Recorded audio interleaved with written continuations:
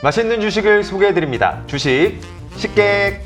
네, 안녕하십니까 연구위원님. 안녕하세요. 네, 반도체 업황이 살살 이제 살아나는 모습들이 좀 보여지면서 아무래도 굉장히 바쁘실 것 같습니다. 반등을 했는데 시원하게 올라가는 모습은 또 보이질 않아가지고 저도 아직은 좀 더 시간이 좀 필요할 것 같습니다. 조만간 뭐 좋은 있지 않겠습니까? 네. 오늘 식사는 어떤 기업인가요? 오늘은 애플을 한번 준비했습니다.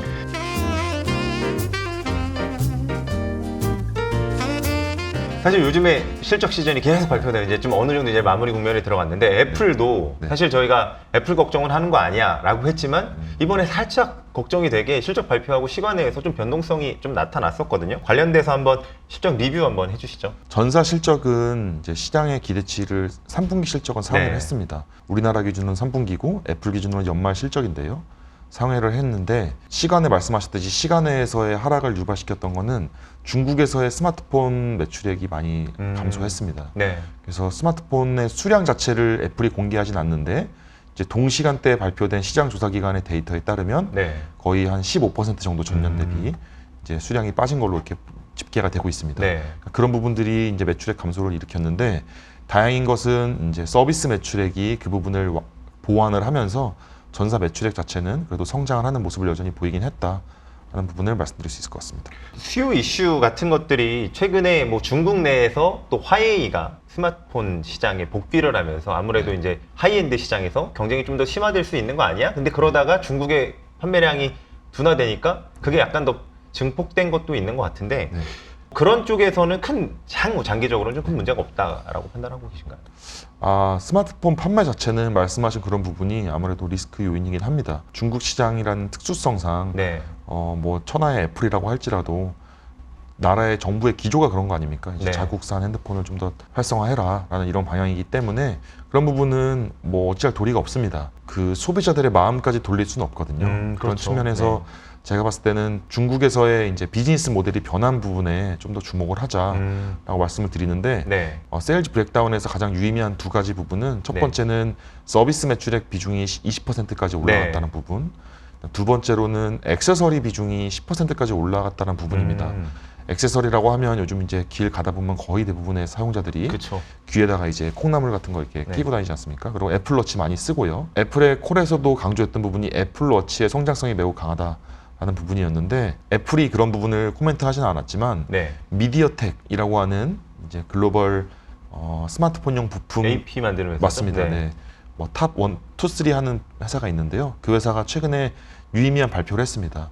스마트폰 시장은 왜 성장이 둔화되었는가 또는 지금까지는 왜 스마트폰 성장 둔화를 예측하지 못했는가 두 가지입니다. 뭐 우리가 인지하고 있었던 부분인데 첫 번째로는 스마트폰의 교체 주기가 18개월에서 24개월로 늘어났다라는 부분이 이제 검증이 좀 됐다라는 부분이고요. 두 번째로는 중고 스마트폰 시장이 20% 가까이 올라왔다라는 것입니다. 그 부분이 이제 유의미한데 네. 또 다른 채널에서 체크를 해보면 중국을 위주로 이제 중고 스마트폰 시장이 형성이 돼 있고요. 네. 주변에 우리나라 이제 국민들은 많이 쓰진 않잖아요. 이제 중국 위주로 이제 중고폰이 많이 성장을 했고 그 중에서도 대부분이 애플 아이폰이라는 겁니다. 그러니까 아이폰이라는 스마트폰이 중고로서의 가치가 여전히 있다. 그래서 많이 사실 말씀해 주신 게 제가 문득 생각이 나는 게 우리나라에서도 사실 중고폰을 많이 사용하지는 않지만 특별하게 많이 사용하시는 분들이 있더라고요. 학부모분들. 학부모분들이 자녀분들의 아이폰을 사줄 때 중고 그렇죠. 네, 그것도 있고요. 그리고 확실히 저도 이제 제가 새 거를 바꾸면 교체 판매를 할 때 확실히 아이폰은 가격이 굉장히 좋다라는 생각을 하면서 이거는 확실히 제품에 뭔가 그런 시장성이 있구나 이런 생각을 하긴 했었거든요. 근데 중국 시장에서 굉장히 크다라는 거죠. 네, 그렇습니다. 그래서 그런 부분들을 고려했을 때 앞서 말씀드린 총 세 가지 포인트, 서비스 매출이 올라갔다, 그 다음에 액세서리 매출이 올라갔다라는 거, 그 다음에 중고 스마트폰이 중국에서 성장했다, 특히 애플 위주로 라는 거를 고려를 하면 더 이상 이 중국 구매자들이 이 애플 아이폰이라는 디바이스 자체를 단순히 전화기로 사는 거는 진짜 아니다. 그러니까 애플의 서비스를 이용하기 위해서 또는 애플의 이 편안한 이어폰을 통해서 음악을 감상하기 위해서 그러기 위해서 이제 이 스마트폰을 하나의 허브로서 사용을 한다라는 측면을 저는 주목을 하고 있거든요. 중국에서의 스마트폰이 수량이 빠진 거는 뭐 이제 기정사실이고 현재로서는 이제 중국의 화웨이라든지 하이엔드 스마트폰의 경쟁이 심화되는 건 맞는데 애플이 형성해 놓은 이 서비스나 엔터테인먼트 기반의 생태계를 구축하는 건 단기간 힘들다. 그런 측면에서 중국에서는 그렇게 걱정하지 않아도 된다라고 저는 생각합니다. 기업 단위에서 보면 지금 서비스 매출 한 20% 정도까지 올라온 건데 어떤 의사결정을 통해 서비스 매출 기반을 늘려야겠다라는 판단을 하고 그걸 쭉 끌고 와서 지금의 이제 결과가 만들어지는 거잖아요. 근데 지금 말씀하신 것처럼 중국 내에서도 중고폰을 애플 걸 사고 이런 기타 기기들도 애플 걸 사고 뭐 신제품도 사지만요. 돌고 돌아도 애플 제품에서 돌고 있다. 그럼 당연히 여기서 서비스 매출이 점진적으로 그 부분이 더 중요해지는 거잖아요. 맞습니다. 그래서 전사적으로도 그런 부분에 영향을 집중하고 있는 것처럼 이게 이제야 좀 이해가 되는 부분들이 있어. 아, 왜 애플이 왜 서비스 매출 같은 것들의 중요성을 얘기하는지 지금 위원님 말씀하시는 거 들으니까 그 부분이 확실히 좀 이해가 되고 그렇다라고 하면 중국의 단순 이제 매출 둔화라는 부분을 크게 걱정할 필요는 없구나라는 생각도 좀 드는데 이 애플의 비즈니스가 좀 변화하고 있는 상황에서 중국 쪽도 뭐 어쨌든 신제품인데 팔리지 않았을 때 총 매출은 그렇지만 뭐 이익단에서의 변화도 있을 수 있는데 그런 부분은 크게 그럼 변화가 없는 상황인가요?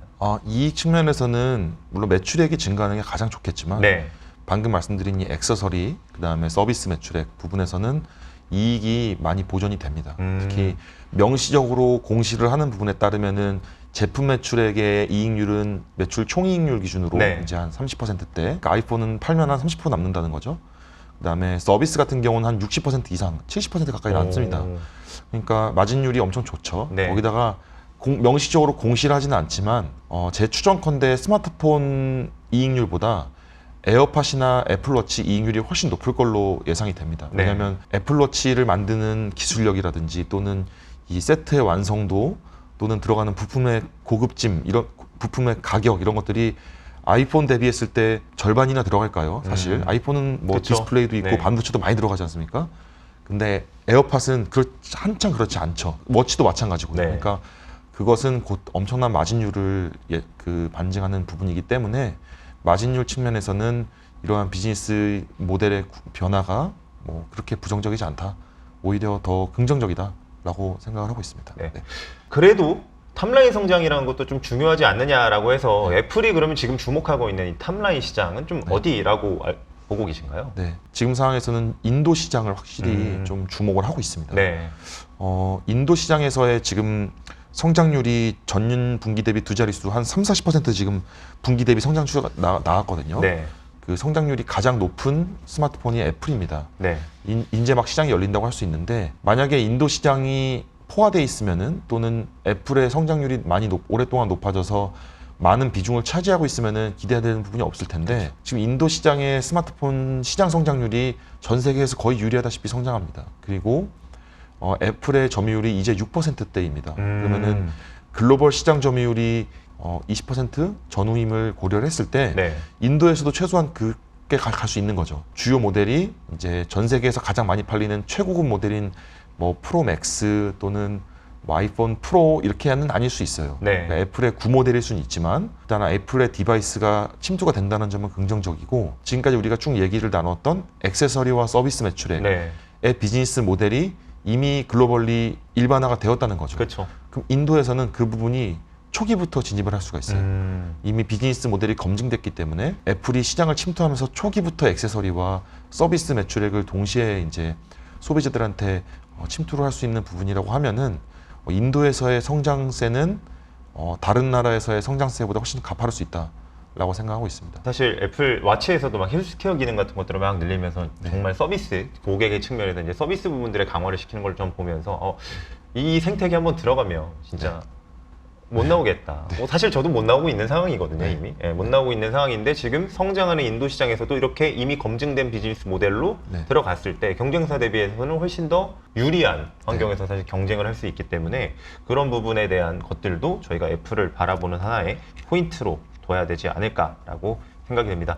종합적으로 해서 애플에 대한 총평 한 번만 해주시죠. 스마트폰의 출하량 우려가 사실 있는 것은 사실입니다. 근데 비단 그것은 애플만의 문제는 아니고 전 세계 스마트폰 시장 자체가 지금 살짝 좀 성장이 정체되어 있는 시기이기 때문에 애플도 그러한 여파, 특히 중국에서의 정책적 여파를 좀 벗어날 수 없는 건 사실이지만 서비스 매출액 또는 액세서리 매출액의 전체 비중이 30% 이상 올라와 있고 앞으로도 그 비중이 꾸준히 더 커질 것이기 때문에 그러한 비즈니스 모델의 변화 그다음에 인도 시장이라는 새로운 성장 모멘텀이 있는 지역으로의 진출 등을 고려했을 때 애플은 주목할 만하다라고 말씀을 드리고 싶습니다.